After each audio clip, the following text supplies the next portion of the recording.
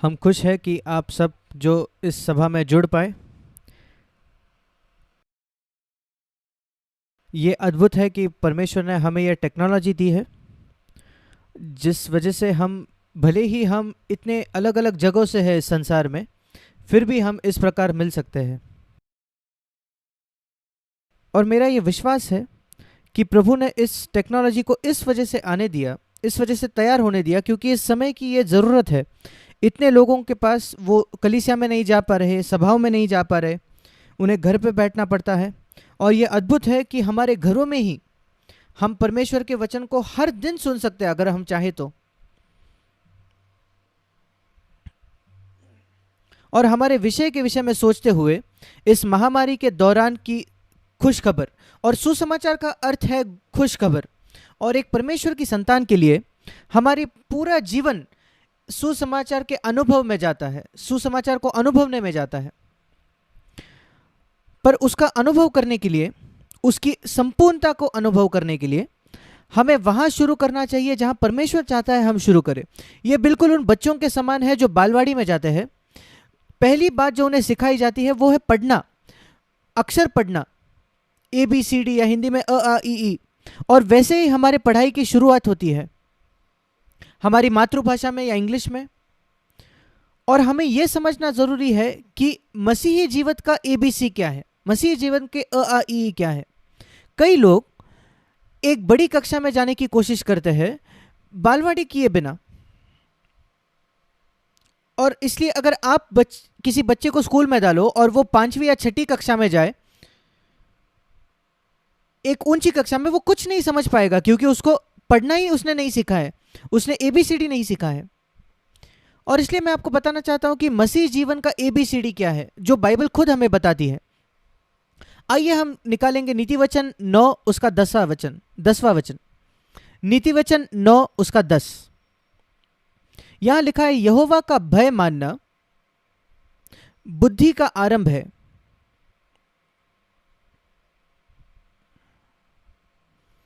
मैं कहता हूं मसीह जीवन का ABC या बुद्धि का ABC यह है।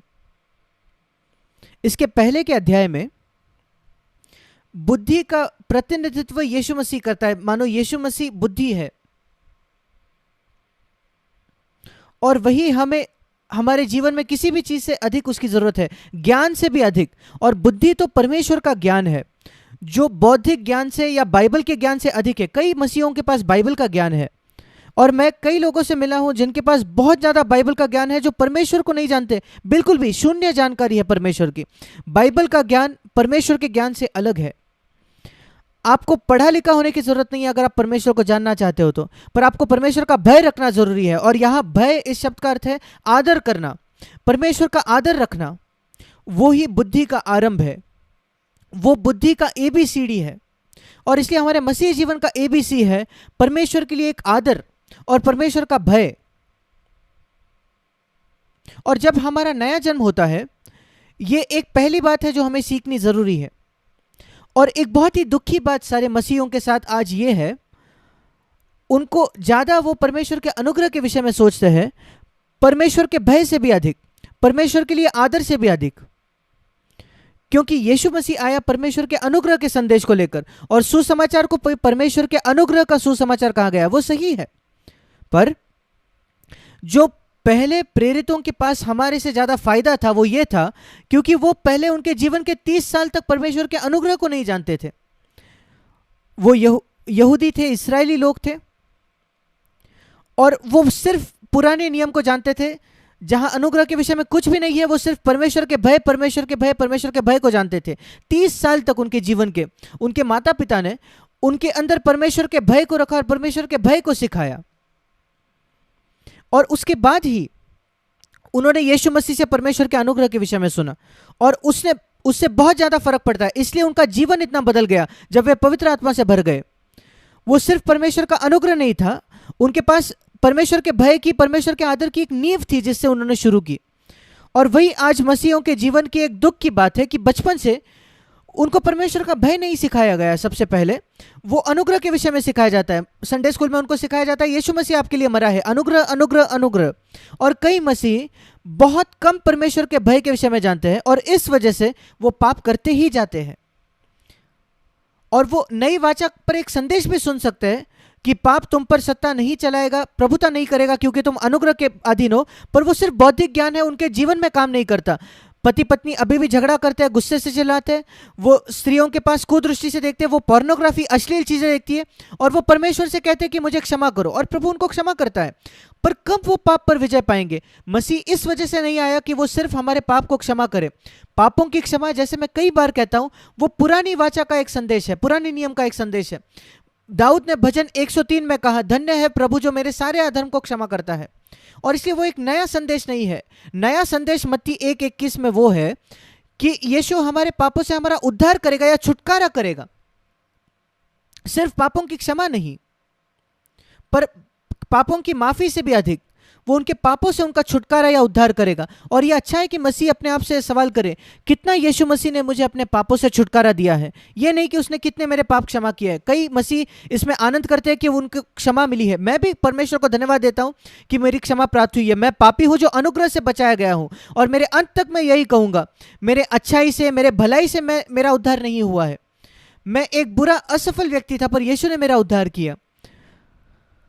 पर जिस गड्ढे में मैं था उससे उसने मुझे उद्धार किया, उसने मेरे पापों को क्षमा किया। पर कई साल मुझे लग गए कि कैसे वो मेरे पापों से मुझे छुटकारा दे सकता है।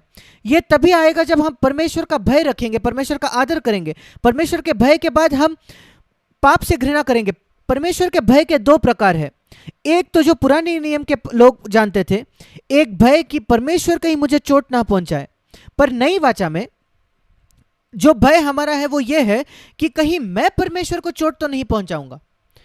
जैसे अगर आपके एक बहुत प्रेम करने वाला पिता है तो आप उनको चोट नहीं पहुंचाना चाहते, और वही परमेश्वर का भय जो मैं रखना चाहता हूं कि ऐसा भय कहीं मैं तो परमेश्वर को चोट नहीं पहुंचाता। जैसे मैं लोगों से रवैया करता हूं, जैसे मैं बात करता हूं, जो विचार में रखता हूं, उसके नियमों और सिद्धांतों के खिलाफ जाकर मैं उसको चोट नहीं पहुंचाना चाहता, मैं उसको दुखी नहीं करना चाहता, क्योंकि उसने मुझसे इतना प्रेम रखा कि उसने अपना इकलौता बेटा दिया मेरे लिए मरने के लिए। अगर हम परमेश्वर के आदर से शुरू करें तो वो भय से शुरू करें कि कहीं मैं परमेश्वर को दुखी ना करूं, फिर हमने एक अच्छी नींव रखी है। और जब वही कम है तो फिर हमें मन फिराव का संदेश सुनना जरूरी है।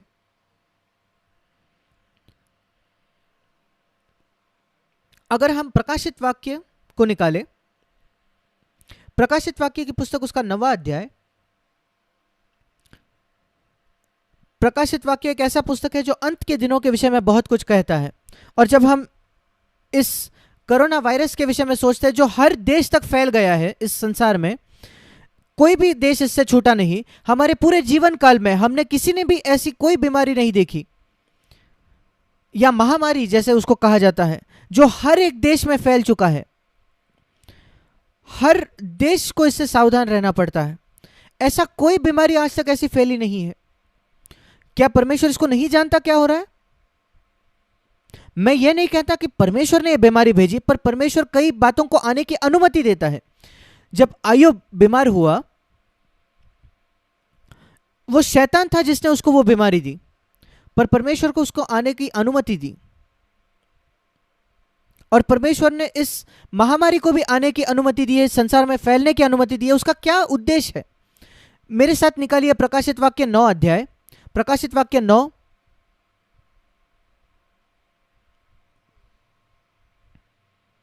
और 18 वचन में हम पढ़ते हैं। प्रकाशित वाक्य 9:18, यहां भविष्य के एक दिन के विषय में लिखा है, मनुष्य के 1/3 मार डाली गई, और जनसंख्या इस संसार की 7 अरब से भी अधिक है, और उसका 1/3 मतलब 2 अरब से भी ज्यादा लोग, 2 अरब लोगों से भी अधिक वो मार डाले गए 3 महामारियों की वजह से। कोरोना वायरस तो बस एक महामारी है,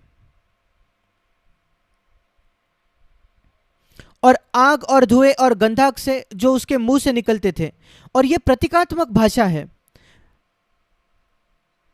और बुरे दुष्ट आत्माओं के विषय में यह है जो पहले भी इस अध्याय में लिखा गया है।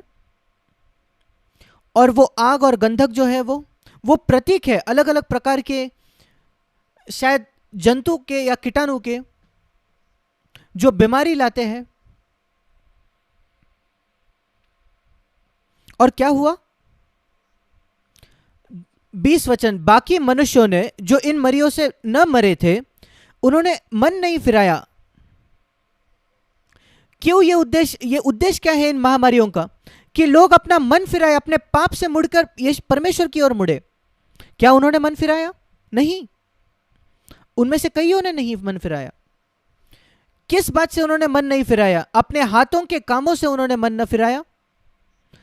जो पाप वो करते थे, दुष्टात्माओं की और सोने और चांदी और पीतल और पत्थर और काठ की मूर्तियों की पूजा करने से, जो न देख न सुन न चल सकती है। और उसके बाद भी 21 वचन में उन्होंने मन नहीं फिराया, जो खून और टोना और व्यभिचार और चोरी, उनके कामों में, उनके विचारों में, उनके चोरी से भी उन्होंने मन नहीं फिराया, पापों से। 16वां अध्याय, प्रकाशित वाक्य 16 अध्याय,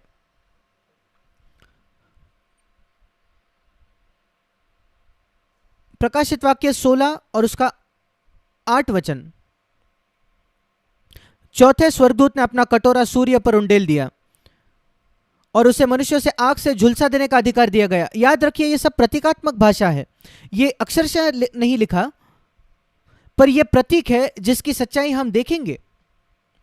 मनुष्य बड़ी तपन से झुलस गए, 9वां वचन, और परमेश्वर के नाम की जिससे उन विपत्तियों पर अधिकार है निंदा की, पर उसकी फिर एक बार महामारी, पर उसकी महिमा करने के लिए मन न फिराया।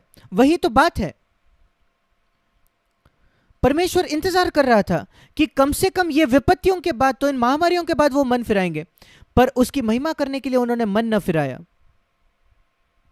फिर 5वें स्वर्गदूत ने अपना कटोरा उस पशु के सिंहासन पर उंडेल दिया और उसके लोग पीड़ा के मारे अपनी अपनी जीभ चबाने लगे। प्रकाशित वाक्य 16:10। और अपने पीड़ाओं और फोड़ों के कारण स्वर्ग के परमेश्वर की उन्होंने निंदा की, पर अपने अपने कामों से मन न फिराया। देखिए, ये चारों बार मन फिराने के ये शब्द आता है। और इन महामारियों का क्या उद्देश्य था? पर उन्होंने क्या किया? मन फिराने के बजाय वो परमेश्वर के खिलाफ पाप करते रहे। हमें यह देखना जरूरी है, जो कुछ होता है ऐसे ही उसको देखना है। परमेश्वर का उद्देश्य है कि वो नर्क के गड्ढे से लोगों को बाहर खींचे। और बीमारी के द्वारा, मैं जानता हूं ऐसे लोगों को व्यक्तिगत तौर पर जो परमेश्वर के पास इस वजह से मुड़े क्योंकि उनको कैंसर हुआ था और वो कैंसर की वजह से मर गए, पर वे स्वर्ग गए और उनके पास तब तक परमेश्वर के लिए, परमेश्वर के पीछे चलने में कोई दिलचस्पी नहीं थी उस कैंसर से पहले।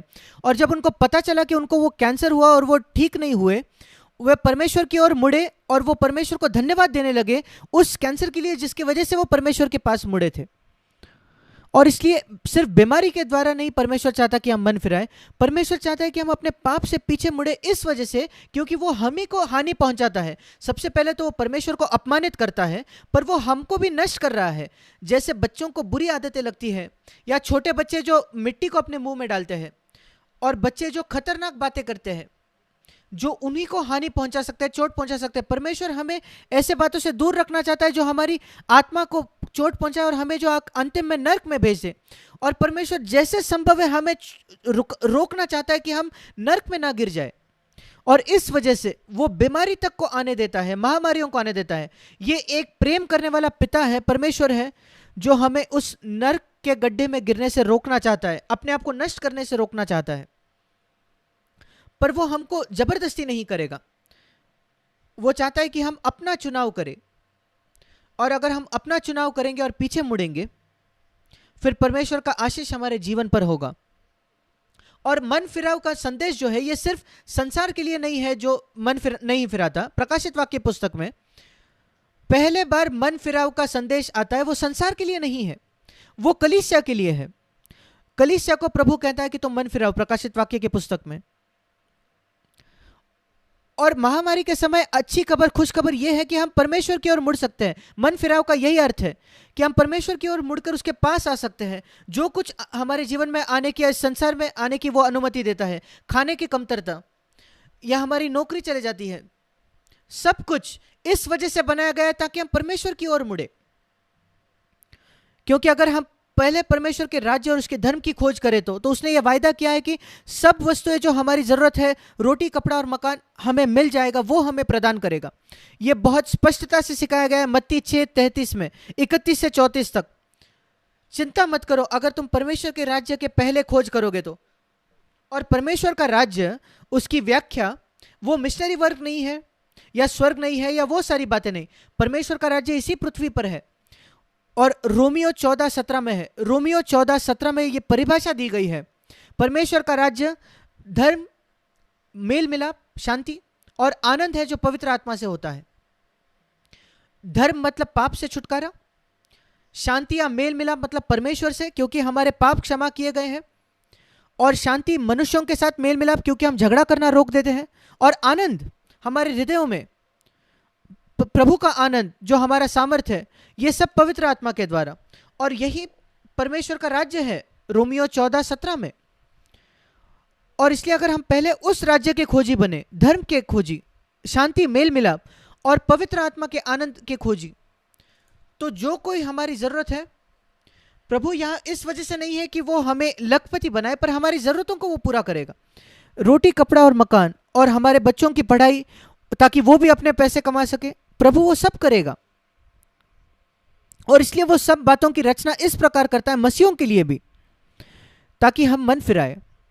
और जैसे मैंने कहा प्रकाशित वाक्य की पुस्तक में, परमेश्वर सबसे पहले प्रभु तो उन कलीसियाओं को, 7 कलीसियाओं को संदेश देता है, और उसमें से 5 कलीसियाएं बहुत ज्यादा पीछे फिसल चुके थे, और प्रेरितों के बाद शायद 40 या 50 वर्षों के बाद की यह बात है। एक प्रेरित तो तब भी जीवित था, यूहन्ना, बाकी सब मर चुके थे। पर इतने जल्दी, पहले शताब्दी के अंत के पहले, शायद 95 ईस्वी सन में, पेंटिकॉस्ट के 65 वर्षों बाद, जब पवित्र आत्मा उन 120 लोगों पर आया था और कलीसिया का जन्म हुआ था इतने अद्भुत सामर्थ्य के साथ, और अद्भुत कलीसियाओं की स्थापना की गई उन प्रेरितों के द्वारा। पर 50-60 वर्षों के बाद वो इतने पीछे फिसले हुए एक अवस्था में है, कई उनमें से कई कलीसिया, क्योंकि वे सत्य से पीछे मुड़ गए थे जो प्रेरितों ने प्रचार किया था। और वो आज भी सच है, कई कई कलीसियाएं वो पीछे फिसल चुके हैं, और प्रभु का उनको संदेश यही है, वही संदेश जो इन 5 कलीसियाओं को था, मन फिराओ। प्रकाशित वाक्य 2 अध्याय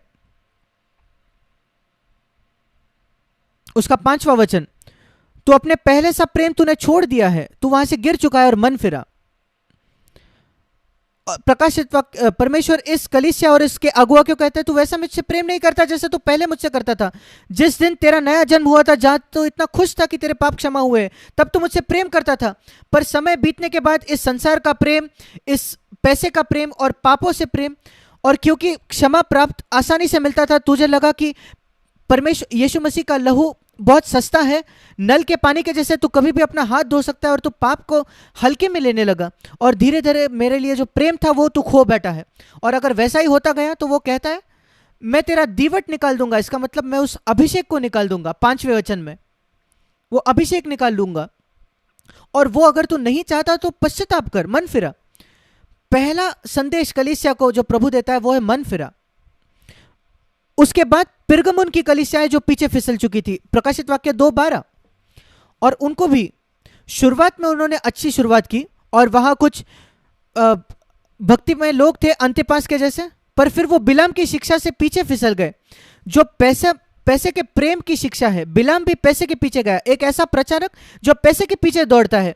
और आज हजारों, शायद लाखों प्रचारक ऐसे हैं जो सिर्फ पैसे में दिलचस्पी रखते हैं। ऐसे प्रचारक वो लोगों को पत्र लिखते हैं पैसे कमाने के लिए, प्रचार करते हैं पैसे पाने के लिए। वो भक्ति नहीं चाहते, ये नहीं चाहते कि लोगों को भक्ति में चलाए, वो सिर्फ पैसा कमाना चाहते हैं। कलीसिया को लोग चाहते हैं क्योंकि वो दशवांश दे, ताकि वो अमीर बन सके, धनवान बन सके। वो बिलाम की शिक्षा है। 14 वचन, और प्रभु कहता है मन फिरा 16 वचन में, नहीं तो मैं तेरे पास शीघ्र ही आकर अपने मुख की तलवार के साथ लड़ूंगा। फिर एक बार संदेश यही था कि मन फिराओ। अगली कलीसिया है थुआतीरा की कलीसिया, प्रकाशित वाक्य 2:18, और प्रभु उसको कहता है, तुम्हारे पास ये इजेबल नाम की स्त्री है। कुछ भाषांतरों में, अनुवादों में लिखा है कि वो तुम्हारी पत्नी है। ये एक ऐसी अगुआ था जो अपने पत्नी को कलीसिया पर नियंत्रण करने देता है। क्या आप जानते हो ऐसे कई प्रचारक हैं जो अगुए हैं, जो पास्टर्स है, एल्डर्स है, जिनके पत्नियां पर्दों के पीछे कलीसिया पर नियंत्रण करते हैं। वो अपने पति पर नियंत्रण कर कर तय करते हैं क्या करना चाहते हैं। कई बार वो अपने आप असिस्टेंट पास्टर होते हैं वो पत्नियां, और वो प्रचार करते हैं और कलीसिया पर नियंत्रण करते हैं, और कलीसिया को भक्ति में नहीं चलाते बल्कि कलीसिया में एक पाप के प्रति एक हल्के रवैये को ले जाते हैं। और 21 वचन में प्रभु कहता है मैंने उसको समय दिया, अवसर दिया मन फिराने के लिए, और बाकियों को भी वो कहता है तुम मन फिराओ, और जो तुम्हारे पास है उसको थामे रखो जब तक मैं नहीं आता। और फिर सरदीस की कलीसिया, 3 अध्याय प्रकाशित वाक्य, फिर एक बार ये एक ऐसी कलीसिया है जिसके पास नाम था कि वो जीवित है पर वो मरा हुआ था, वो अगुआ भी। इस कलीसिया को भी वो कहता है 17 वचन, तू मन फिरा, पीछे पीछे मुड़ अपने पाप से। और 5वीं कलीसिया लौदीकिया की कलीसिया, प्रकाशित वाक्य 3:14, और यह सबसे बुरी कलीसिया है जो बहुत धनवान है, 17 वचन, और इसलिए उसको लगता है कि मेरी कोई घटी नहीं। और यह बहुत लोगों के विषय में सच है जिनके पास बहुत ज्यादा पैसा है आज संसार में, और कई बार वो कहता है कि पैसा तो परमेश्वर की आशीष है।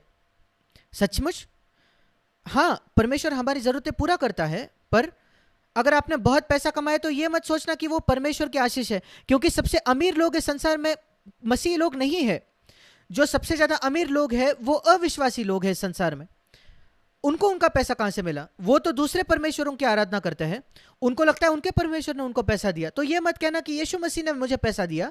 अगर आप ऐसा कहोगे तो इसका अर्थ यह है, आप ये कह रहे हो दूसरे जो परमेश्वर है वो यीशु मसीह से श्रेष्ठ है, क्योंकि उन्होंने वो लोगों को ज्यादा धन दिया है, वो आपसे ज्यादा धनवान है। ये कितना मूर्ख है। पैसा या परमेश्वर एक दान है, हम इसकी वजह से देता है हमारी जरूरतों के लिए, इसलिए नहीं कि हम घमंड करें। और ये बिल्कुल भी इस बात का सबूत नहीं है कि परमेश्वर ने आपको आशीष दिया है, क्योंकि इस संसार का सबसे आशीषित व्यक्ति था यीशु मसीह, और वो धनवान नहीं था। या सबसे श्रेष्ठ प्रेरित जो था वो पौलुस, वो धनवान नहीं था। वो कहता है कई बार उसके पास भोजन खरीदने के लिए पर्याप्त पैसा नहीं था। उसके विषय में आप क्या कहोगे? पर यहां एक कलीसिया है 17 वचन में जो कहती है मैं धनवान हूं, मैं धनी हूं। और जो लोग ऐसे जगह आ जाते हैं वो सोचते हैं कि उनकी कोई घटी नहीं है, उनको ऐसा लगता है, और इसलिए वो नहीं जानते 17 वचन में कि वो अभागा, तुच्छ, कंगाल और अंधा और नंगे हो चुके हैं। और इसलिए प्रभु उनके जीवन में परीक्षाएं आने देता है। और 19 में कहता है कि तू सरगर्म होकर मन फिरा। 19 वचन, मैं जिन जिन से प्रेम करता हूं मैं उनको उलाना और ताड़ना देता हूं, अनुशासन देता हूं। कई बार बीमारी भी एक अनुशासन का तरीका है जिससे हम मन फिरा सकते हैं। इसलिए हम देखते हैं कि जब तक प्रकाशित वाक्य 9 और 16 में संसार को जब मन नहीं फिराने के विषय में प्रभु कहता है, उससे पहले वो कलीसिया को कहता है कि तुम मन फिराओ। कलीसिया को पहले संसार को मार्ग दिखाना है मन फिराने के विषय में, पाप से पीछे मुड़ने के विषय में। और आप एक मसीह होने के नाते अगर अपने जीवन से पाप से नहीं मुड़ रहे हैं तो फिर आप संसार पर दोष नहीं लगा सकते कि जब महामारी आती है वो पाप से नहीं मुड़ेंगे। अच्छी खबर, खुश खबर यह है कि परमेश्वर इस संसार में हर एक व्यक्ति की, हर एक चीज की इस वजह से उपयोग करेगा कि हम उसकी ओर वो हमें खींच ले। और ये परमेश्वर के संतानों के पास एक अद्भुत ऐसा वायदा है। और अगर आप नहीं जानते तो ये रोमियो 8:28 में है, जो जहां लिखा है, ये एक अद्भुत शास्त्र है। रोमियो 8:28 से लेकर 49 वचन तक, 39 वचन तक, माफ करने, ये एक ही भाग है। और इसकी शुरुआत यहां से होती है। हम जानते हैं, अब कई लोग इसको नहीं भी जानते, पर हमें यह जानना जरूरी है कि परमेश्वर जिनसे प्रेम रखता है उनके लिए सब बातें मिलकर भलाई ही को उत्पन्न करता है। बीमारी के विषय में क्या, महामारी के विषय में क्या, और गरीबी क्या, आपकी नौकरी चली जाती है उसके विषय में क्या, बाकी परीक्षा या कठिनाई और बीमारियों का क्या, प्रभु इन सारी बातों में एक एक करके नहीं बल्कि उन सारी बातों को एक साथ मिलाकर उससे भलाई को उत्पन्न करता है, हमारी भलाई। यह एक अद्भुत जगह है जहां हम आ सकते हैं, पर यह सबके लिए नहीं है, यह याद रखें। यह वायदा सबके लिए नहीं है, हर एक व्यक्ति के लिए नहीं है, संसार में नहीं, एक छोटे सीमित झुंड के लिए है, उन लोगों के लिए भी नहीं जो कहते हैं कि वो मसीही है। वो एक ऐसे झुंड के लोगों के लिए है, 28 वचन, रोमियो 8:28, जो परमेश्वर से प्रेम रखते हैं। इसका मतलब जो परमेश्वर से अपने बाकी हर किसी से ज्यादा या हर व्यक्ति वस्तु से ज्यादा प्रेम करते हैं। यीशु ने कहा अगर आप उसके शिष्य होना चाहो तो आपको अपने पिता, माता, भाई, बहन, पत्नी, बच्चों से अधिक प्रेम करना पड़ेगा, नौकरी, पैसा, हर एक व्यक्ति से, हर एक चीज से ज्यादा। और दूसरी बात जो रोमियो 8:28 में लिखा है, जो उसकी इच्छा के अनुसार बुलाए गए हैं, इसका मतलब उनका जीवन में उद्देश्य है, परमेश्वर की उद्देश्य अपने जीवन में वो पूरा करे, वो परमेश्वर की इच्छा अपने जीवन में करना चाहते हैं। और इसलिए मैं आपको कहना चाहता हूं, यही खुश खबर है मेरे प्रिय भाई और बहन, खुश खबर इस महामारी के समय यही है। अगर आप यीशु से प्रेम करते हो, हर एक व्यक्ति और हर एक वस्तु से अधिक इस संसार में, अपने जीवन से भी ज्यादा, और अगर आप उसकी इच्छा पूरी करना चाहते हो, उसका उद्देश्य पूरा करना चाहते हो, अपने जीवन में आप उसकी इच्छा करनी चाहते हो, ये दो ही शर्तें हैं यीशु में, बाकी हर व्यक्ति और हर वस्तु से अधिक प्रेम करे इस संसार में, और उसकी इच्छा को अपने जीवन में आप पूरा करना चाहते हो, तो यहां परमेश्वर का आपके प्रति एक वायदा है। हर एक चीज जो आपके जीवन में होती है, उसको संसार अच्छा कहे या बुरा कहे, वो आपके भलाई को उत्पन्न करेगा, वो सब मिलकर आपका सर्वोत्तम, सर्वोच्च उससे आएगा, एक एक करके नहीं, बल्कि सब सारे बातें एक साथ मिलकर।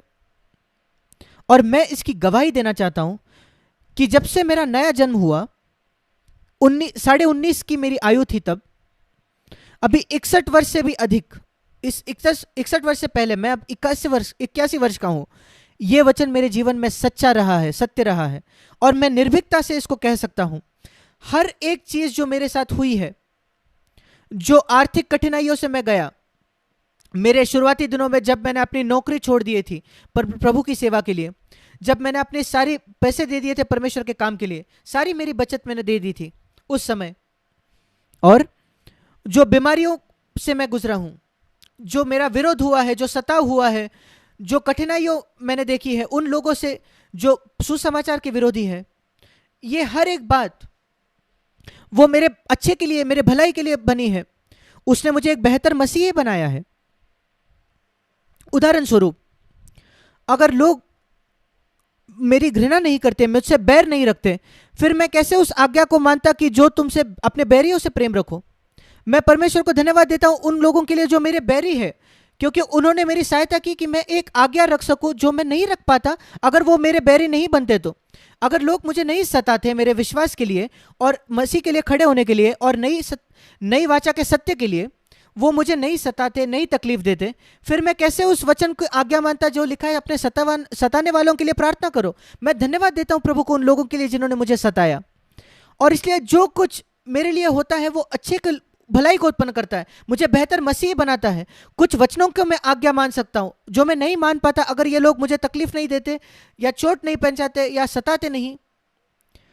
और उन्होंने मुझे दिखाया कि उन सब के बीच में मैं प्रभु में आनंद रख सकता हूं, कि उनका जो विरोध है, उनके जो बुरे विचार है, बुरे योजनाएं हैं, वो प्रभु के आनंद को मुझसे नहीं छीन सकते, मेरे मन से नहीं निकाल सकते। ये क्या अद्भुत अनुभव है। हर एक चीज पर अगर आपका इकलौता उद्देश्य ये है कि मैं एक आरामदायक जीवन जीना चाहता हूं, मैं बहुत पैसा कमाना चाहता हूं, मैं एक अच्छे घर में जीना चाहता हूं, मेरे बच्चों की विवाह में देखना चाहता हूं, सेटल्ड देखना चाहता हूं, एक अच्छा रिटायरमेंट का जीवन में, भाई मेरे पास आपके लिए कोई वायदा नहीं है।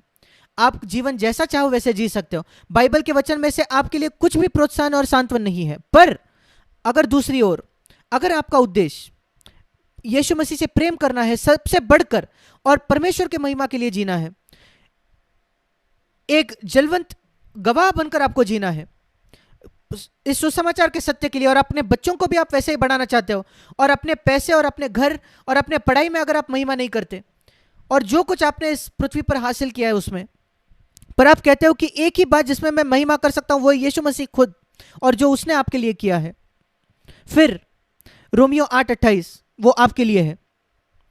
इस महामारी के समय भी यही सुसमाचार है, यही खुशखबर है, वो आपके भलाई को उत्पन्न करेगा। ऐसा नहीं कि वो कुछ आपको फायदा नहीं होगा, कैसे वैसे आप इस महामारी में से बचकर निकलोगे बिना किसी कठिनाई के, वो जरूरी नहीं है। वो अपने आप में एक बड़ी बात होगी कि आप उसमें से किसी भी समस्या से बचकर बाहर आओ, नहीं, पर वो आपको एक बेहतर मसीह बनाएगा उसके अंत में, जब कभी वो अंत होगा।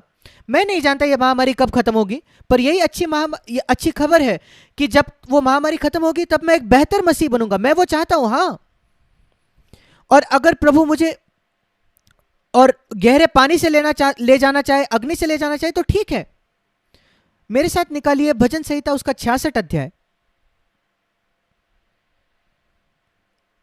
और वहां जाने से पहले आइए हम भजन 23 देखें। भजन 23 इसको लोग अच्छे से जानते हैं, इसको चरवाहे का भजन कहा गया है। यहोवा मेरा चरवाहा है, मुझे कोई गति नहीं होगी, वो मुझे हरी हरी चराइयों में बिठाता है। भजन 23 में लिखा है, एक सुंदर वचन है, 5वां वचन, भजन 23:5, उसका आखिरी भाग।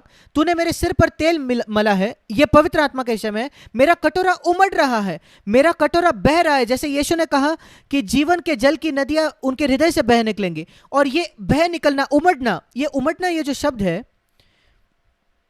ये एक इब्रानी शब्द है जो इब्रानी से पुराने नियम का भाषांतर हुआ था। और वो इब्रानी शब्द पुराने नियम में एक ही और जगह आता है, पूरे पुराने नियम में। ये बहुत जरूरी है कहां यह आता है, उमड़ना। और दूसरा भाग है भजन 23 में पहला, और दूसरा है भजन 66 में, जहां उसका 12 वचन, उसका अंतिम भाग। तूने हमें विपुलता या उबार के सुख से भर दिया है, तूने वहां लाया है जहां हमारे कटोरे उमड़ते हैं। और सवाल यह है कि प्रभु कैसे हमें उस जगह ला सकता है, विपुलता के जगह या उबार के सुख से भर देना, वो जगह कैसे प्रभु लाता है। ध्यान से सुनिए, भजन 66 उसका 10 वचन।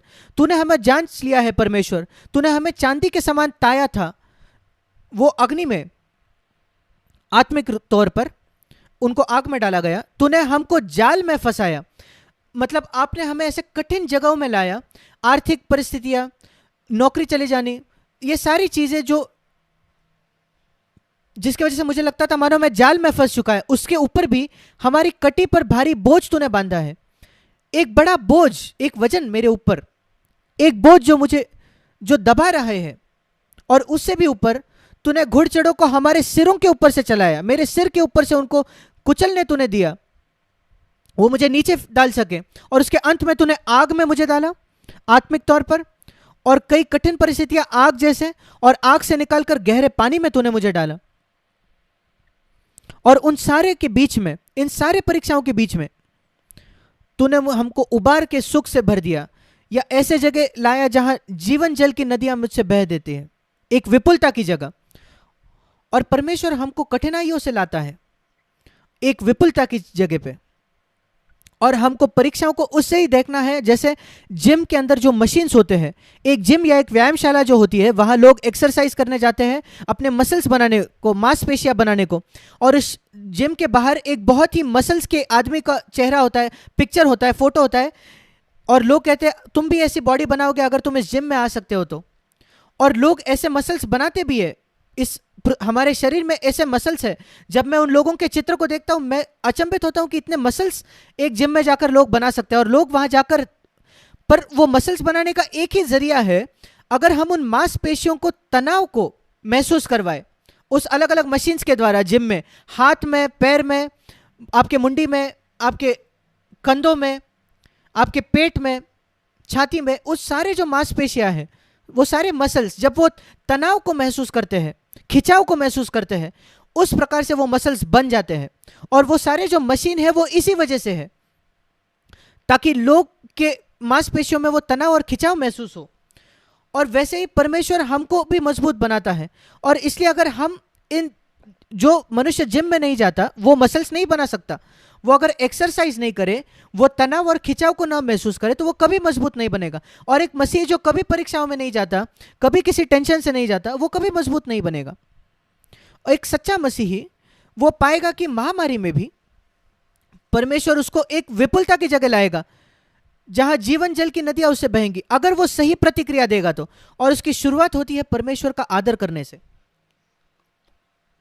मैं पाप से दूर रहने वाला हूं, रोमियो 8:28 में लिखा है, सारी बातें मिलकर भलाई को उत्पन्न करती है। और उसके आगे मैं पढ़ना चाहता हूं रोमियो 8 में,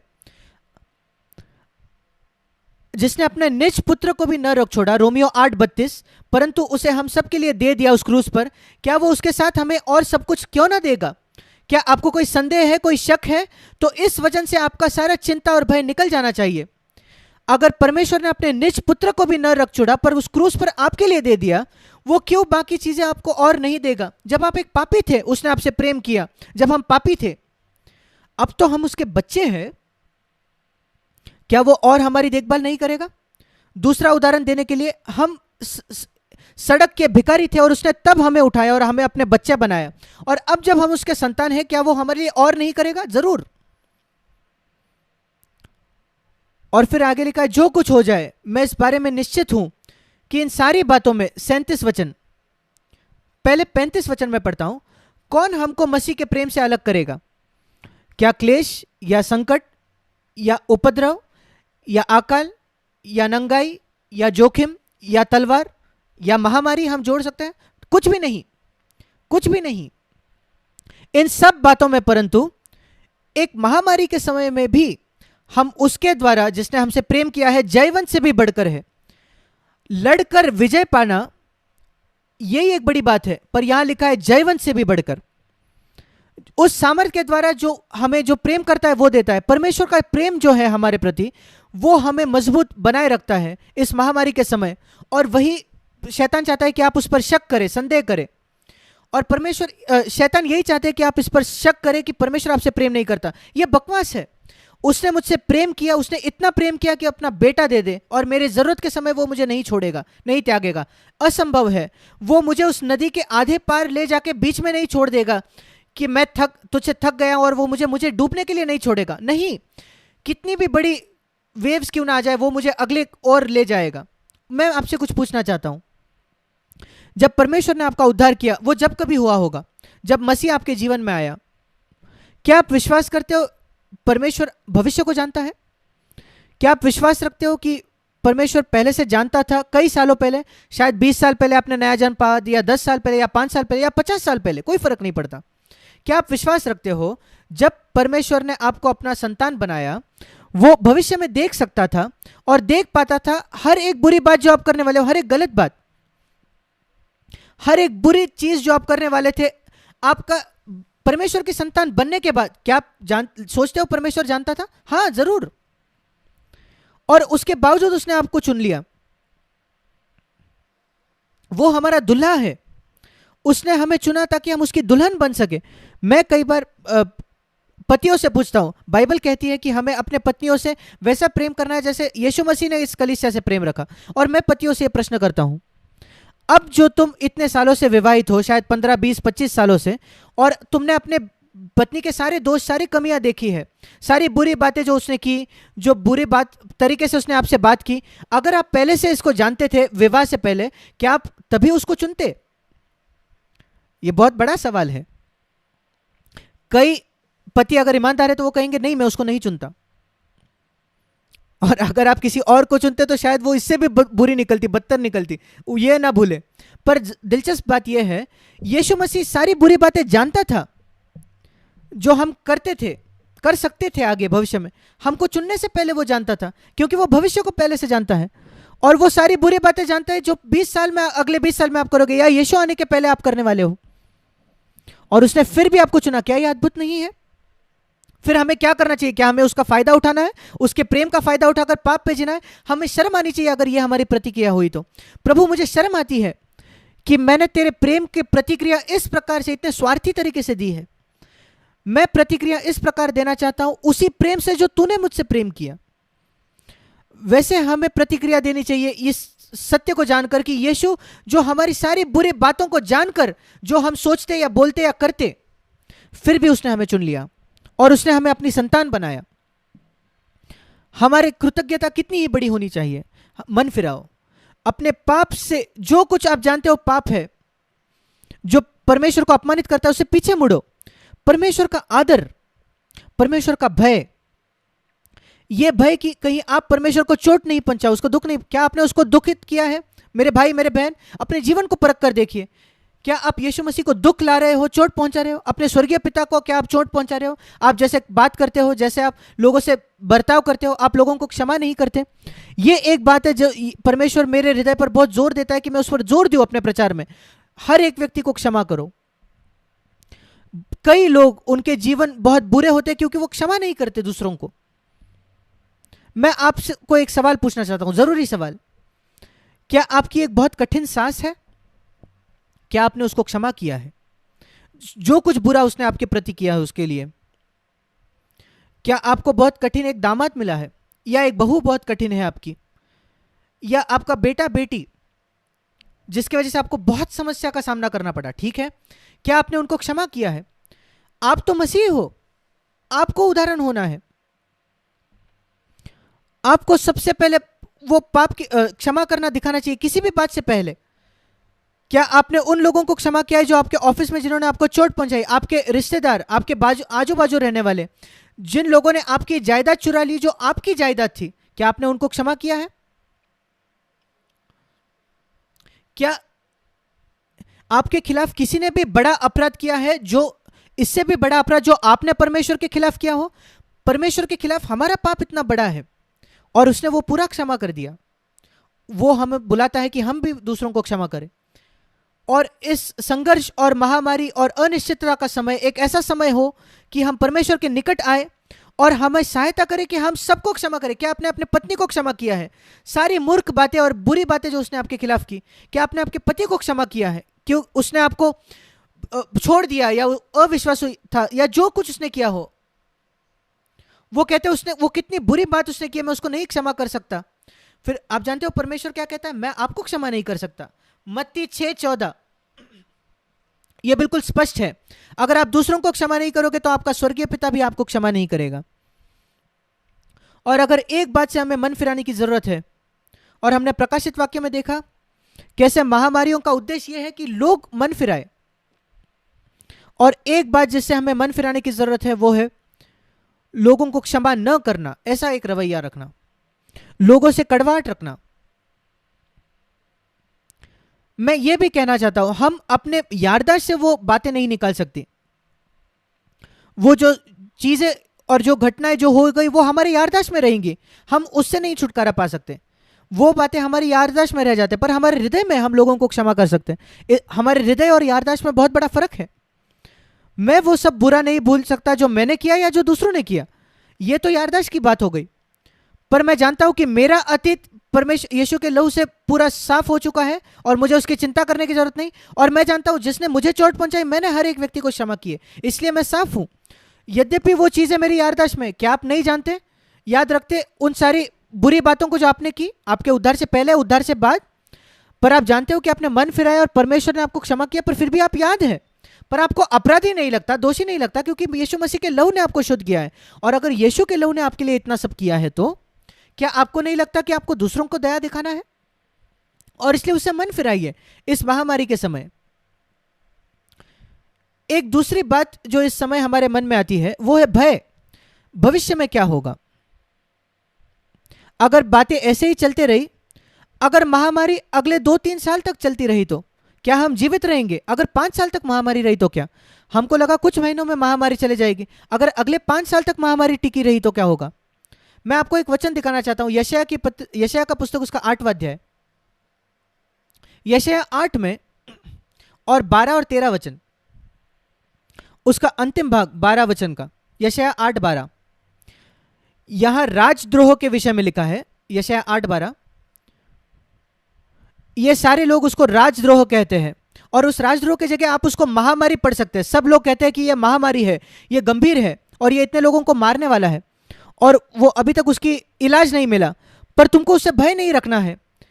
जिस बात से वो डरते तुमको उससे नहीं डरना है। वो उसको महामारी कहे, जो चाहे वो कहे, पर जिस बात से वे डरते हैं उससे तुम्हें न डरना है और न उसका भय खाना। उसके अलावा सेनाओं के यहोवा ही को पवित्र जानना, उसी का डर मानना और उसी का भय रखना, 13 वचन, और वो तुम्हारा भय रहेगा। और जो बाकी लोग जिससे डरते हैं, हमें उससे नहीं डरना है, हमें परमेश्वर का भय रखना है, जिसी से मैंने शुरुआत की थी। परमेश्वर का भय बुद्धि का आरंभ है। और लिविंग बाइबल जो एक भावानुवाद है, उसमें बहुत सुंदरता से इन वचनों का अनुवाद किया गया है। अगर तुम परमेश्वर से डरते हो, फिर तुम्हें और किसी चीज से डरने की जरूरत नहीं, महामारी से भी नहीं। अगर आप परमेश्वर का भय रखते हो, फिर किसी और बात की भय रखने की जरूरत नहीं। क्या सुंदर संदेश है। अगर आप परमेश्वर से भय नहीं रखते, फिर आप हर एक बात से भय रखो जो इस संसार में होता है। यह महामारी नहीं, हर एक बात से डरना। पर अगर आप प्रभु से डरते हो, परमेश्वर से डरते हो, फिर आप किसी भी और बात से डरने की जरूरत नहीं। और मैं आपको बताना चाहता हूं, भय और विश्वास ये विरुद्ध है, विपरीत है। परमेश्वर में विश्वास और क्या होगा इसका भय, मेरे साथ क्या होगा इसका भय, ये विपरीत है, विरुद्ध है। जब भय आता है विश्वास चले जाता है, वो दोनों एक ही हृदय में नहीं रह सकते।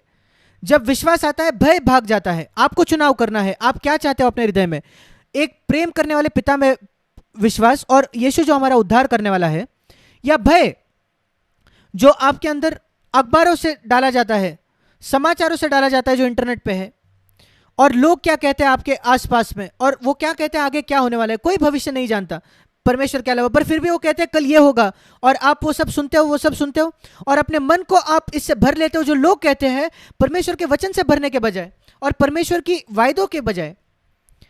फिर आपको टेंशन में जीना पड़ेगा जिंदगी भर। पर अगर विश्वास अंदर आएगा, और विश्वास क्या है मैं वो भी आपको बताना चाहता हूं। यीशु मसीह ने हमें सिखाया प्रार्थना करने के लिए, और उसने हमें कहा सबसे जरूरी बात जब आप प्रार्थना करो वो है विश्वास रखना। सबसे पहले तो आपको सबको क्षमा करना है, मत्ती 6, क्योंकि अगर आप क्षमा नहीं करोगे तो लोग सुनेगा भी नहीं आपकी परमेश्वर आपकी प्रार्थना भी नहीं सुनेगा, ये याद रखिए। भजन 66:18 में एक वचन है, भजन 66:18, जहां लिखा है, अगर मेरे मन में अनर्थ की बात होती या पाप होता, अगर मेरे मन में पाप सोचता तो प्रभु मेरी न सुनता।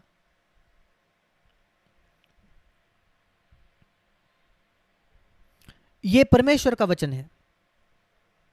अगर आपके पास किसी के विषय एक गलत रवैया है तो प्रार्थना करके समय ना बिताए, लोग परमेश्वर आपको नहीं सुनेगा। ऐसे लोग हैं जो ऑल नाइट प्रेयर करते हैं, रात भर प्रार्थना करते हैं, ऑल नाइट की प्रेयर मीटिंग रखते हैं, उनमें से कई परमेश्वर कोई भी प्रार्थना नहीं सुनता, क्योंकि उन्होंने लोगों को क्षमा नहीं किया, उन्होंने उनके हृदय में सही नहीं किए, उनके गलत रवैये है, अपने पाप से उन्होंने मन नहीं फिराया, और वो प्रार्थना करते हैं, समय गवा रहे हैं वो लोग। परमेश्वर फोन भी नहीं उठा रहा। ऐसे व्यक्ति का फोन, जो वो फोन करता है प्रार्थना करने में, जिसके हृदय में पाप है, और वो जरूरी है, इसको याद रखना। और मत्ती 6 में यह भी लिखा है 14 और 15 में, यदि तुम मनुष्य के अपराध क्षमा करोगे तो तुम्हारा स्वर्गीय पिता भी तुम्हारे क्षमा करेगा, यदि तुम मनुष्य के अपराध क्षमा न करोगे तो तुम्हारा पिता भी तुम्हारे अपराध क्षमा न करेगा। मत्ती 6, 14, 15।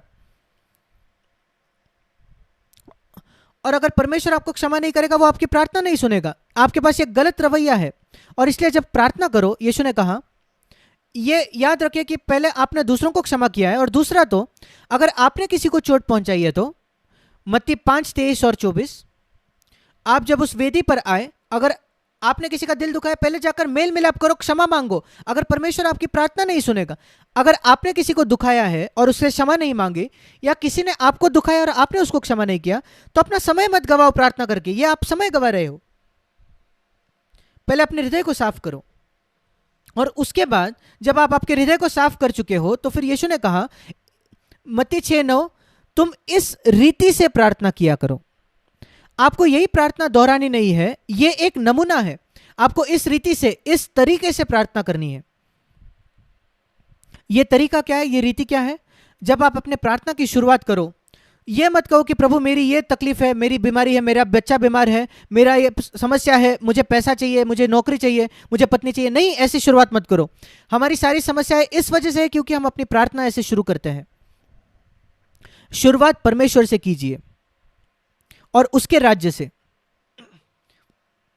क्या आप जानते हो पहले 4 शब्द बाइबल में, हिंदी में पहले 3 शब्द, उत्पत्ति 1:1, आदि में परमेश्वर, वो पहले 3 शब्द है हिंदी बाइबल में, हिंदी में 3 शब्द है, और वो पहले 3 शब्द आपके जीवन में होने चाहिए हर दिन। जैसे ही आप उठते हो सुबह, आदि में परमेश्वर, पहले उससे बातचीत कीजिए, उससे पहले सुनिए। उठकर बाइबल उठाने से भी पहले, जैसे ही आपकी नींद खुल जाती है, परमेश्वर से सुनिए, उसको सुनिए। और जब तुम प्रार्थना करो, इस प्रकार प्रार्थना करो, इस रीति से प्रार्थना करो। पहला वाक्य, हे हमारे पिता तू जो स्वर्ग में है। हम वही शुरुआत करेंगे। हम 1 घंटा इसी पर मनन कर सकते हैं। मेरी एक किताब है जो आपको मुफ्त में भी मिल सकती है CFC के वेबसाइट पर, CFC इंडिया वेबसाइट पर, cfcindia.com। वहां आप किताबों के सेक्शन में जाइए, वहां लिखा, उसका नाम है परमेश्वर केंद्रित प्रार्थना। वो प्रभु की प्रार्थना पर है। परमेश्वर केंद्रित प्रार्थना। और मैंने वहां ये बताया है कैसे हमारा पिता जो स्वर्ग में है, इसका क्या अर्थ है। वो मुझे दो बातें सिखाता है मेरी प्रार्थना शुरुआत करने से पहले। बहुत जरूरी है ये याद रखना इस महामारी के समय भी। इन दो सत्यों में स्थापित होने के पहले प्रार्थना भी शुरू मत करो। जब विश्वास अंदर आएगा तब भय चले जाएगा, जब भय अंदर आएगा तो विश्वास चले जाएगा। और भय को निकालने का एक ही तरीका है विश्वास से। विश्वास एक हमारे पिता में जो स्वर्ग में है, हमारा पिता वो हमें बताता है कि स्वर्ग में ऐसा कोई है जो हमसे प्रेम करता है। मेरा पिता मुझसे प्रेम करता है किसी भी धरती के पिता से अधिक। यीशु ने कहा तुम बुरे होकर, उसने मत्ती 7 में यह कहा, मत्ती 7:11, जब तुम बुरे होकर, बुरे पिता होकर, इसका मतलब इस संसार का सबसे उत्तम जो पिता है वो परमेश्वर की तुलना में बुरा है, दुष्ट है। हां, आप में से कई पिता है, आप बहुत अच्छे माता पिता हो, आप अपने बच्चों की इतनी देखभाल करते हो, आप अपने बच्चों के लिए अपना जीवन दे दोगे, पर परमेश्वर की तुलना में, परमेश्वर के प्रेम की तुलना में आपका प्रेम शून्य है आपके बच्चों के प्रति। आप दुष्ट हो जब परमेश्वर से आपकी तुलना कीजिए। शायद आप बहुत अच्छे माता पिता हो पर परमेश्वर की तुलना में वो दुष्टता है।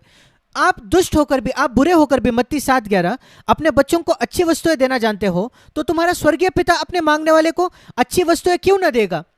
इंग्लिश में लिखा है और बढ़कर क्यों ना देगा। यह पहली बात है जिसमें आपको स्थापित होना जरूरी है। हमारे पिता जो स्वर्ग में है, किसी भी संसार के पिता माता से ज्यादा प्रेम करने वाला, किसी भी संसारिक माता पिता से अधिक प्रेम करने वाला। यशाया 49 उसके 15 में लिखा है, परमेश्वर कहता है अगर एक माता भी अपने जन्माए हुए लड़के को या दूध पीते बच्चे को भूल जाए, मैं उनको नहीं भूलूंगा। और परमेश्वर एक माता है, एक पिता है। और यहां लिखा है बुरे पिता होकर, तुम जानते हो कैसे अपने बच्चों को अच्छी वस्तुएं दे, तो तुम्हारा स्वर्गीय पिता कितनी अच्छी वस्तुएं देगा जो मांगते हैं। और यशाया 49 में वो कहता है 15 वचन में, परमेश्वर कहता है मैं एक माता के समान हूं और मैं सबसे अच्छी माता हूं इस संसार में, अच्छा सबसे पिता हूं मैं इस संसार में। एक माता भी अपने दूध पीते बच्चे को भूल जाए, ये तो होता ही नहीं, शायद से बहुत बार कम होता है, पर अगर वो भी भूल जाए तो मैं नहीं भूलूंगा। क्या आप इन दो सत्यों में अपने हृदयों को, कम से कम अपने हृदयों को स्थापित करोगे। मत्ती 7:11 इसको हर बार याद रखें, और यशाया 49:15, मत्ती 7:11, यशाया 49:15। परमेश्वर एक प्रेम करने वाला पिता है, परमेश्वर प्रेम करने वाला माता है। सबसे अच्छा माता पिता दुष्ट है, शून्य है परमेश्वर की तुलना में। और 1 से 100 में अगर हम गुण दे तो परमेश्वर को 100 गुण देते हैं, और सबसे अच्छे माता पिता को इस संसार में 1 से भी कम गुण हम देंगे। अगर आप उस पर विश्वास रख सको, मैं उस पर विश्वास करता हूं, मैंने उसका अनुभव किया है 61 वर्षों के लिए। मैं ऐसे ही बुद्धि से कुछ नहीं कह रहा, किताबी बातें नहीं कह रहा। मैं एक मसीह घर में मैं पैदा हुआ, मेरे माता पिता ने मुझे सिखाया। मेरे पिता तो नया जन्म पाए हुए मसीह थे, उन्होंने ये प्रभु की प्रार्थना बोलना सिखाया। मेरा नए जन्म से भी पहले हर दिन मैं जब उठता था सुबह, मैं घुटनों पर आकर प्रार्थना करता था, हे हमारे स्वर्गीय पिता तेरा नाम पवित्र माना जाए, तेरा राज्य आए। और एक तोते के समान मैं वो प्रार्थना करता था, और उसके बाद ही मैं अपने बिछाने से नीचे आता था। पर मैं अपने जीवन में इसको कभी नहीं जानता था। पर एक दिन आया जब मैंने मसीह को स्वीकार किया और मैं थोड़ा ज़्यादा जान गया। पर जैसा समय बीतता गया मैं इस बात को समझता गया कि परमेश्वर इतना प्रेम करने वाला पिता है। मैंने ये जाना कि वो मुझसे उतना ही प्रेम करता है जितना उसने यीशु से प्रेम किया। ये दूसरा एक सत्य है जिसको आपको याद रखना है। यूहन्ना 17:23, यूहन्ना 17:23 इसको लिख कर रखिए, याद रखिए। यूहन्ना 17 उसका 23। परमेश्वर हमसे वैसा प्रेम करता है जैसा उसने यीशु से प्रेम रखा। अगर हम उसके शिष्य हैं तो, हर एक व्यक्ति के लिए नहीं इस संसार में, पर अगर आप एक शिष्य हो यीशु के, तो वो उतना ही प्रेम करता है आपसे जितना यीशु से करता था। क्या आपको लगता है यीशु मसीह पर कोई हानि आ सकती थी बिना यीशु परमेश्वर की अनुमति के? क्या आपको याद है जब हेरोदेस राजा सारे बेथलेहम के बच्चों को मारना चाहता था और यीशु को मारना चाहता था उसके जन्म के समय, और परमेश्वर ने यूसुफ और मरिया को पहले ही चेतावनी दी और वो इजिप्ट को चले गए, और जब वो राजा आया वो नहीं था। और लूका 4 में हम पढ़ते हैं शायद 200 लोग होंगे वहां, पता नहीं, और वो आराधनालय में उसको पहाड़ के ऊपर ले गए, उसको नीचे फेंकने के लिए, उसको मारने के लिए, क्योंकि उनको उसका संदेश नहीं पसंद आया। और वो उनके बीच में से निकल कर चले गए। ये कैसे हो सकता है जब 200 लोग आपको पकड़कर एक पहाड़ के चोटी पर ले जाते हैं? और मैंने कई बार इस पर सोचा है, प्रभु ये कैसे संभव है? कोई स्वर्गदूत नहीं आया, वहां कोई चमत्कार से छुटकारा नहीं हुआ, वहां लिखा है वो उनके बीच में से निकल कर चला गया। और मैंने सोचा ये कैसे संभव है? मैं तर्क करने लगा, शायद ये 200 लोग ऐसे विवाद करने लग गए, कहां से यीशु को फेंके, यहां से फेंके या वहां से फेंके। और जैसे वो बात कर रहे थे, झगड़ा कर रहे थे, यीशु मसीह वहां से निकल गया। और 15 मिनट बाद जब वो सहमत हुए तो यीशु वहां था ही नहीं। परमेश्वर इतना अद्भुत परमेश्वर है, परिस्थितियों को इतना अच्छे से वो बनाता है। मैंने इसको अपने जीवन में देखा है। पर लोगों ने मुझे सताने की कोशिश की, चोट पहुंचाने की कोशिश की, वो कभी नहीं सक्षम हुए। रोमियो 8:28, ये हमारा स्वर्गीय पिता है। ये याद रखिए, इस महामारी के समय हमारे पास एक प्रेमी पिता है। दूसरी बात, हमारा पिता जो स्वर्ग में है, इस पृथ्वी पर नहीं।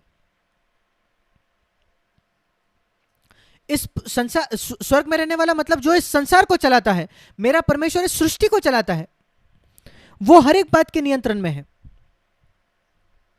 और अगर आपने थोड़ा सा भूगोल पढ़ा होगा, आप ग्रहों को जानते हो और सितारों को जानते हो। क्या आप जानते हो ये संसार इतना बड़ा है, ये सृष्टि इतनी बड़ी है, और ये तारे इतने लाखों लाखों मील हमसे दूर है। हमको एक बिंदु मात्र वो दिखते हैं, एक छोटे से बिंदु, पर वो बहुत बड़े हैं। वो हमारी ये जो सोलर सिस्टम, सौर प्रणाली है, उससे भी बड़े हैं। क्या आप जानते हो एक ऐसा तारा है जिसमें हमारी संपूर्ण सौर प्रणाली बैठ जाए, पर वो दिखता तो एक छोटा बिंदु जैसा है, क्योंकि वो इतना दूर है। और ये सृष्टि इतनी बड़ी है, इतनी विशाल है, और ये पृथ्वी एक छोटे से बिंदु जैसा, एक धूल के दाने जैसा। और इस छोटे दाने पर उससे भी छोटा दाना है जो मैं हूं और आप है। और मेरा पिता जो स्वर्ग में है वो इस संसार को इस सृष्टि को चलाता है। हम किस बात से डर रहे हैं? हमको क्यों डरना है?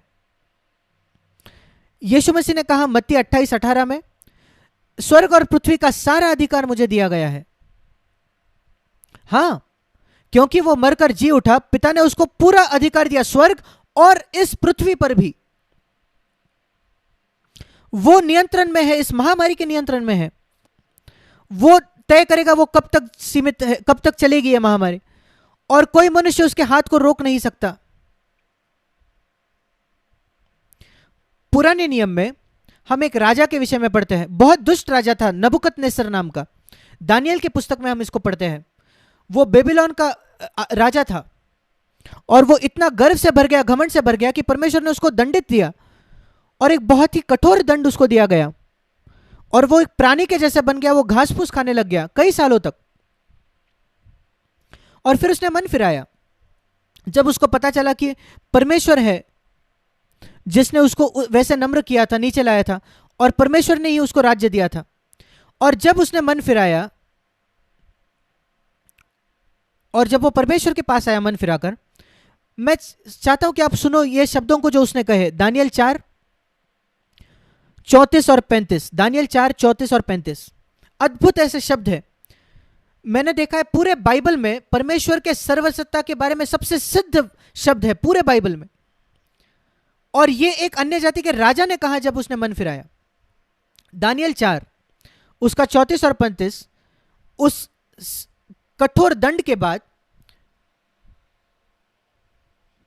जब वो चंगा हो गया उसकी मानसिक समस्या से, हम उसके पहले के वचनों में इसके विषय में पढ़ते हैं। 34 वचन में, मैंने अपनी आंखें स्वर्ग की ओर उठाई और मेरी बुद्धि फिर जो की त्यों हो गई। उसकी बुद्धि चली गई थी, वो मेंटल हो गया था। तब मैंने परम प्रधान को धन्य कहा और जो सदा जीवित है उसकी स्तुति और महिमा यह कहकर करने लगा, क्योंकि मैं यह समझ गया उसकी प्रभुता सदा की है। दानियल 4:34, और उसका राज्य पीढ़ी से पीढ़ी तक बना रहने वाला है। और इसको सुने, पृथ्वी के सब रहने वाले उसके सामने, आप, मैं, आपके शत्रु, आपके दोस्त और हर एक व्यक्ति जो इस संसार में है, उसके सामने तुच्छ गिने जाते हैं या शून्य है। यह एक वचन है जो कहता है सारे मनुष्य शून्य है परमेश्वर के सामने। और वो स्वर्ग की सेना और पृथ्वी के रहने वालों के बीच अपनी ही इच्छा के अनुसार काम करता है। इसको सुनिए, मेरा परमेश्वर, और अभी नबूकदनेस्सर कहता है ये उसका परमेश्वर हो गया है, वो अपनी इच्छा के अनुसार ही काम करता है। स्वर्ग की सेना में, स्वर्ग में, और पृथ्वी के रहने वालों के बीच भी जो उसकी इच्छा है वही वो करता है। और कोई उसको रोककर एक भी व्यक्ति, कोई मनुष्य नहीं, कोई दुष्ट आत्मा नहीं, उसको रोक कर, उसके हाथ को रोक सके और उसे यह सवाल कर सके कि तूने यह क्या किया है, तूने क्या किया या क्या कर रहा है।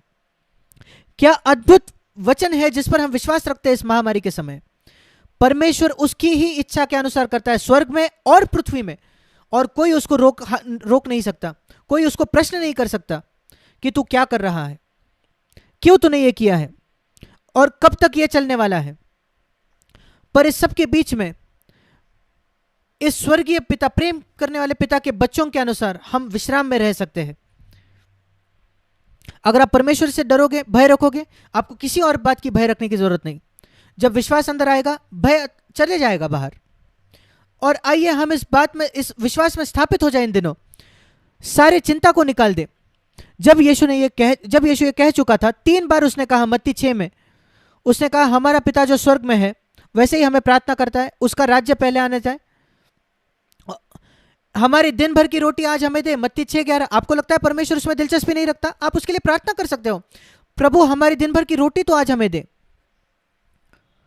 हमें मौका दे कि हम पैसे कमा सके ताकि हम अपने दिन भर की रोटी खरीद सके, हमें वो क्षमता दे कि हम अपने बच्चों को पढ़ाई करने पे करा सके ताकि वो बड़े होने के बाद वो पैसा कमा कर दिन भर की रोटी कमा सके।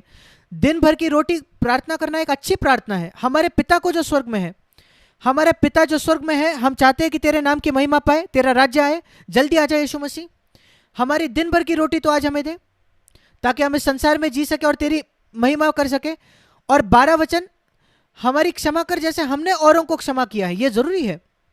और प्रभु हमें बुराई, हर पाप से बचा, 13 वचन, हम तेरी महिमा करना चाहते हैं सदा के लिए।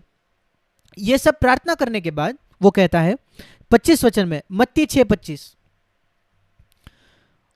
अपने जीवन की चिंता मत करो, अपने प्राण के लिए चिंता मत करो इन दिनों, हम क्या खाएंगे, कहां से खाना मिलेगा, क्या पहनेंगे, कहां से, क्या प्राण भोजन से और शरीर से बढ़कर नहीं। आकाश के पक्षियों को देखो। और आइए हम पक्षियों को देखें इस महामारी के समय। वो जानते भी नहीं, वो अखबार नहीं पढ़ते, वो इंटरनेट में नहीं जाते, और इसलिए वो चिंता नहीं करते इन बातों के। उनके पास एक स्वर्ग में पिता है जो उनकी चिंता करता है। यीशु मसीह ने विशेषकर कहा, आकाश के पक्षियों को देखो। मैं चाहता हूं कि आप इस आज्ञा को मानो, आकाश के पक्षियों को देखो। वे ना तो बोते हैं, ना काटते हैं, और ना खत्तों में वो अखबार नहीं पढ़ते, वो समाचार नहीं सुनते, वो नहीं जानते क्या हो रहा है, वो कल के बारे में कुछ नहीं सुनते, उनको मेडिसिन नहीं मिलती, ट्रीटमेंट नहीं मिलती, हॉस्पिटल में वो नहीं जाते, पर परमेश्वर उनकी चिंता करता है। क्या तुम्हारा मूल्य उससे अधिक नहीं है? जरूर। हाँ, मैं ये नहीं कह रहा कि हमें हॉस्पिटल नहीं जाना है, हमें ट्रीटमेंट नहीं लेना है, या हमें अखबार नहीं पढ़ना है, मैं ये नहीं कह रहा। मैं कह रहा हूं कि आप यह विश्वास नहीं रखते आपका उनसे अधिक मूल्य है। और उसके बाद चिंता करके क्या आप 1 घंटा भी अपना जीवन बढ़ा सकते हो? यीशु कहता है 1 दिन छोड़ दो, 1 घंटा बढ़ा सकते हो क्या चिंता करके? क्या होगा, क्या होगा, क्या होगा? क्या उससे आपके जीवन का 1 घंटा भी बढ़ सकता है? वो तर्क इस्तेमाल कर रहा है, आप नहीं कर सकते। फिर क्यों आप वस्त्र के चिंता करते हो? देखिए इन फूलों को, इन जंगली फूलों को, कैसे परमेश्वर उनको कपड़े पहनाता है। सुलेमान भी अपने वैभव में ऐसा वस्त्र नहीं पहनाया हुआ था। इन फूलों के समान कितने सुंदर वस्त्र है, इन रंग है इन फूलों के पास, परमेश्वर ने जो दिए हैं। कुछ मसीह कहते हैं कि हमें सिर्फ सफेद कपड़े पहनने हैं, पर परमेश्वर ने सब फूलों को सफेद नहीं बनाया। देखिए कितने सुंदर रंग उनको दिया। परमेश्वर सफेद रंग के साथ अटका नहीं है, उसने फूलों को इतने रंग दिए, और वही उनके कपड़े हैं, वस्त्र है, वो आपको भी देगा। क्यों आप चिंता करते हो कि हम क्या खाएंगे? 31 वचन, क्या हम पिएंगे? ये अन्य जातीय लोग इस पर चिंता करते हैं। आज कई लोग इसकी चिंता करते हैं। अन्य जातीय इन सब वस्तुओं के चिंता करते हैं। हाँ, वो चिंता करते हैं जो गैर मसीह है, पर आपके पास एक स्वर्ग में पिता है जो आपसे प्रेम रखता है, जो इस संसार को चलाता है, और वो जानता है कि आपकी ये आवश्यकता है इन समय पर। आप क्या करना चाहिए आपको? इसलिए पहले तुम परमेश्वर के राज्य के खोजी बनो। 33 वचन, उसका धर्म, उसका राज्य क्या है? रोमियो 14:17, धर्म, मेल मिलाप और आनंद पवित्र आत्मा में। एक पवित्र जीवन जीने के खोजी बनो। अपने हृदय में शांति बनाए रखो, एक शुद्ध विवेक रखो हर समय। हर एक व्यक्ति के साथ मेल मिलाप रखो, शांति बनाए रखो जहां तक संभव है आपकी ओर है। और उस आनंद में रहो कि आपके पाप क्षमा हो चुके हैं, परमेश्वर आपका पिता है, पवित्र आत्मा में आनंद।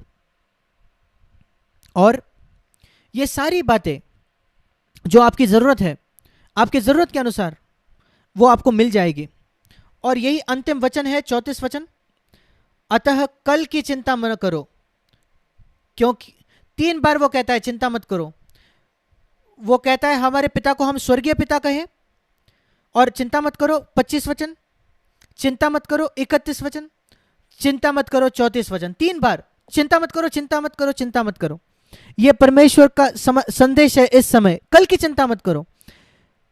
कल का दिन आप अपनी चिंता आप कर लेगा। आज के दिन के लिए, आज का ही दुख बहुत है, एक ही दिन के लिए जिए। परमेश्वर आपको आशीष दे, आप सबों को आशीष दे। हम परमेश्वर को धन्यवाद देते हैं इन दिनों में परमेश्वर के वचन के लिए। हम धन्यवाद देते हैं कि हमारे पास बाइबल है जो हमें ये अद्भुत बातें बताता है जो यीशु ने सिखाया। बाइबल के लिए आप कृतज्ञ रहे, धन्यवादी रहे, आभारी रहे। कई लोगों को इन संसार में बाइबल नहीं है, आपके पास एक है और आप उसको पढ़ सकते हो। और आप अगर उसको पढ़ोगे, मैं आशा करता हूं कि आप उसको पढ़ते हो। उसने मेरे जीवन को बदल दिया है। मैंने इस पुस्तक को 61 वर्षों के लिए पढ़ा है, जब से मेरा नया जन्म हुआ।